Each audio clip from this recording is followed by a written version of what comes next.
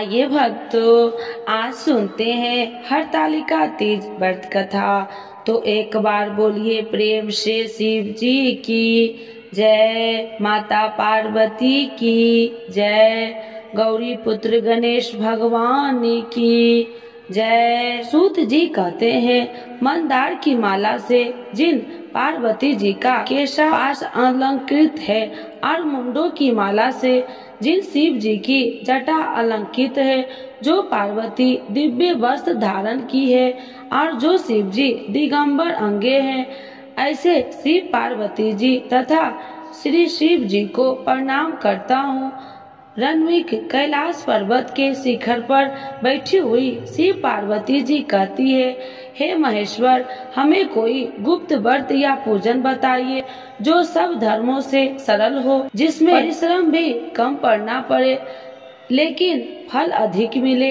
हे नाथ, यदि आप मुझ पर प्रसन्न है तो यह विधान बतलाइए। हे प्रभु, किस तप से, व्रत या दान से आदि मध्य और अंत रहित पाप जैसे महाप्रभु हमको प्राप्त हुए हैं। शिव जी बोले, हे देवी सुनो, मैं तुमको एक व्रत जो मेरा सर्वपर और छिपाने योग्य है, लेकिन तुम्हारे प्रेम के वशीभूत होकर मैं तुम्हें बतलाता हूँ। शिव जी ने कहा, भारतवर्ष में जैसे नक्षत्रों में चंद्रमा, ग्रहों में सूर्य, वर्णों में ब्राह्मण, देवताओं में विष्णु भगवान, नदियों में गंगा, पुराणों में महाभारत, वेदों में 7 वेद और इंद्रियों में मन श्रेष्ठ है। सब पुराणों और वेदों का सब वस्त्र जिस तरह कहा जाता है, मैं तुम्हें एक प्राचीन व्रत बतलाता हूँ।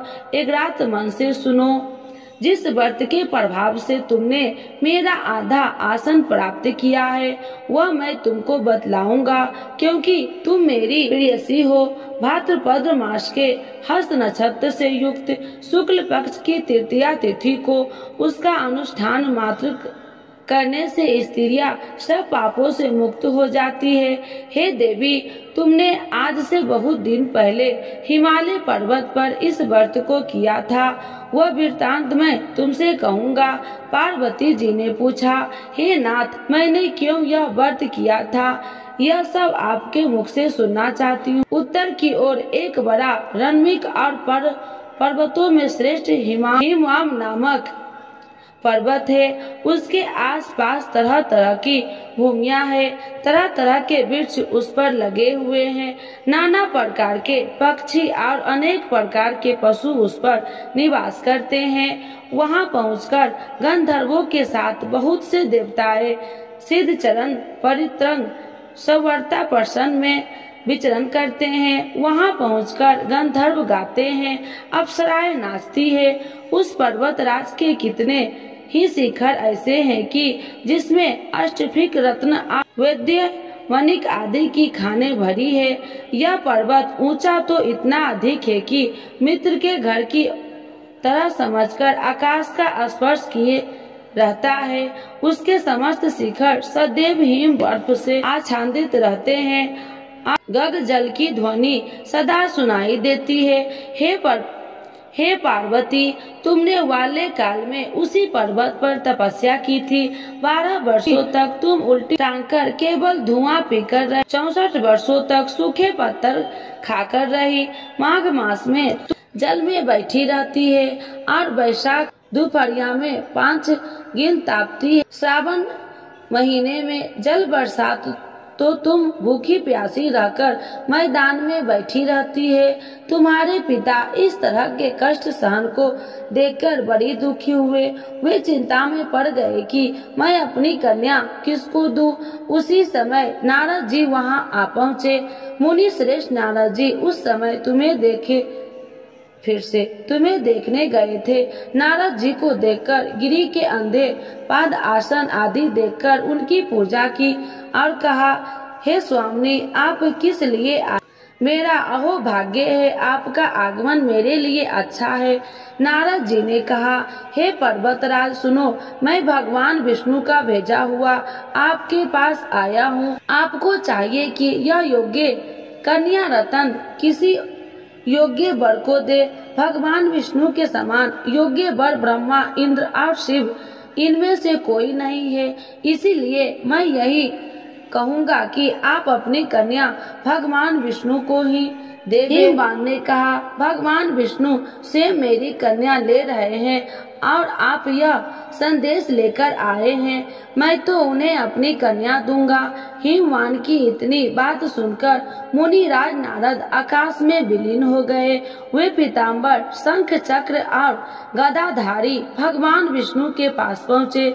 वहाँ हाथ जोड़कर नारद जी ने भगवान विष्णु से कहा, हे देव सुनिए, मैं आपका विवाह पक्का करा दिया है। उधर हिमवान ने पार्वती के पास जाकर कहा कि हे पुत्री, मैंने तुम्हें भगवान विष्णु को दे डाली। तब पिता की बात सुनकर तुम बिना उत्तर दिए ही अपनी सखी के घर चली गई। वहीं जमीन पर पड़कर तुम बड़ी दुखी होती हुई विलाप करने लगी। तुमको प्रकार विलाप करती हुई देखकर सखी बोली, तुम क्यों इतनी दुखी हो? इसका कारण बताओ। तुम्हारी जो कुछ इच्छा हो मैं यथाशक्ति उसको पूरा करने की चेष्टा करूंगी, इसमें कोई संशय नहीं है। पार्वती बोली, मेरी जो कुछ अभिलाषा है उसे तुम्हें प्रेम पूर्वक सुनो। मैं एकमात्र शिव जी को अपना पति बनाना चाहती हूँ, जिसमें कुछ भी संशय नहीं है। मेरे इस विचार को पिताजी ने ठुकरा दिया, इसमें मैं अपने शरीर को त्याग दूंगी। पार्वती की इस बात को सुनकर सखियों ने कहा कि शरीर का त्याग न करो, चलो किसी ऐसे वन में चले जहाँ पिता को पता न लगे। ऐसी सलाह कर तुम वैसे वन में जा पहुँची। उधर तुम्हारे पिता घर घर तुम्हें खोजने लगे। दूतों द्वारा भी खबर लेने लगे कि कौन देवता या किन्नर मेरी पुत्री को हर ले गया है। उन्होंने मन ही मन कहा, मैं नारद जी के आगे प्रतिज्ञा कर चुका हूँ कि अपनी पुत्री भगवान विष्णु को दूंगा। ऐसे सोचते सोचते हिमवान मूर्छित हो गए। गिरिराज को मूर्छित देखकर सब लोग हाहाकार करते दौड़ पड़े। जब होश हुआ तो सब पूछने लगे कि गिरिराज, आप अपनी मूर्छा का कारण बताइए। हिमवान ने कहा, आप लोग मेरे दुख का कारण सुने। न मालूम कौन मेरी कन्या को हर ले गया है। ऐसा नहीं हुआ तो उसी काले सांप से काट लिया या सी खा गए होंगे। हाय हाय, मेरी बेटी कहाँ गई? किसी दुष्ट ने मेरी पुत्री को मार डाला। ऐसा कह वे वायु के झोंके से कांपते हुए वृक्ष के समान कांपने लगे। इसके बाद हिमवान तुम्हें वन वन खोजने लगे। वह वन भी शिव, भालू, हिंसक जंतुओं से भरा भयानक हो रहा था। तुम भी अपनी सखियों के साथ उस भयानक वन में चलती चलती एक ऐसी जगह पर जा पहुंची जहां एक नदी बह रही थी। उसके रमणीय तट पर एक बड़ी सी कंधार था। तुमने उसी कंधार में आश्रय बना लिया और मेरी एक बालू कामी प्रतिज्ञा बनाकर अपनी सखियों के साथ निहार कर रहकर मेरी आराधना करने लगी। जब भाद्रपद शुक्ल पक्ष की हस्त नक्षत्र युक्त तृतीया तिथि प्राप्त हुई, तब तुमने मेरी विधिवत पूजन किया और रात भर जाकर गीत विद्यार्थी से मुझे प्रसन्न करने आया। उस व्रत राज के प्रभाव से मेरा आसन डगमगा उठा, जिसमें मैं तत्काल उस स्थल पर जा पहुंचा जहां पर तुम मेरी सखियों के साथ रहती थी। वहां पहुंच मैंने तुमसे कहा कि मैं तुम पर प्रसन्न हूँ, बोलो क्या चाहती हो? तुमने कहा, मेरा देवता, यदि आप मेरे ऊपर प्रसन्न है तो मेरे पति बने। मेरे तथास्तु कहकर कैलाश पर्वत पर वापस आने पर तुमने वह प्रतिज्ञा नदी के प्रवाहित कर दी और सखियों के साथ उस महाव्रत का पालन किया। हिमवान भी तब तक उस वन में तुम्हें खोजते हुए आ पहुँचे। चारों दिशाओं में तुम्हारी खोज करते करते वे व्याकुल हो चुके थे, इसीलिए तुम्हारे आश्रम के समीप पहुंचकर ही थोड़ी देर बाद उन्होंने नदी के तट पर दो कन्याओं को सोते हुए देखा। देखते ही उन्होंने तुम्हें छाती से लगा लिया, बिलख कर रोने लगे। फिर, हे पुत्री, तुम शिव, व्याघ्र आदि जंतुओं से भरे इस वन में क्यों आ पहुँची? पार्वती जी ने उत्तर दिया, हे पिताजी, मैंने पहले ही अपने आप को शिव जी के हाथों सौंप दिया था। आपने मेरी बात टाल दी, इसमें मैं यहाँ चली आई। हिमवान ने सांत्वना दी कि हे पुत्री, मैं तुम्हारी इच्छा के विरुद्ध कुछ न करूँगा। वे तुम्हें अपने साथ ले घर आए और मेरे साथ तुम्हारा विवाह कर दिए, इसीलिए तुमने मेरा अद्र आसन पाया है। तुमसे आज तक किसी के सामने मुझे यह व्रत प्रकट करने का अवसर नहीं प्राप्त हुआ। हे देवी, मैं यह बताता हूँ कि इस व्रत का हरतालिका नाम क्यों पड़ा। तुमको सखियों हर ले गई थी, इसीलिए हरतालिका नाम पड़ा। पार्वती जी ने कहा, हे प्रभु, आपने नाम तो बताया, तब इसकी विधि भी बताइए। इसका क्या पुण्य है, क्या फल है, यह व्रत कौन करे। शिव जी पार्वती जी से कहते हैं कि हे देवी, मैंने समस्त स्त्री जाति की भलाई के लिए यह उत्तम व्रत बतलाया है। जो स्त्री अपने सौभाग्य की रक्षा करना चाहती हो, वह यत्न पूर्वक इस व्रत को करे। केले के खम्भे आदि में सुशोभित एक सुंदर मंडप बनाए, उसमें रंग बिरंगे के रेशमी कपड़ों से चंद्रमा लगाकर चंदन आदि सुगंधित द्रव्य से वह मंडप लिपवाए। फिर शंख भरी मेंढक आदि बाजे बजाते हुए बहुत से लोगों एकत्रित होकर तरह तरह मंगलाचरण करते हुए उस मंडप में पार्वती जी तथा शिव जी की प्रतिमा स्थापित करे। उस रोज दिन भर उपवास कर बहुत से सुगंधित फूल, सुगंधित और मनोहर धूप, नाना प्रकार के नैवेद्य आदि एक करत मेरी पूजा करे और रात भर जागरण करे। ऊपर जो जो वस्तु गिनाई गई है उनमें अतिरिक्त नारियल, सुपारी, जगबीरा, नींबू, लौंग, अनार, नारंगी आदि जो जो फल प्राप्त हो सके उन्हें इकट्ठा कर ले।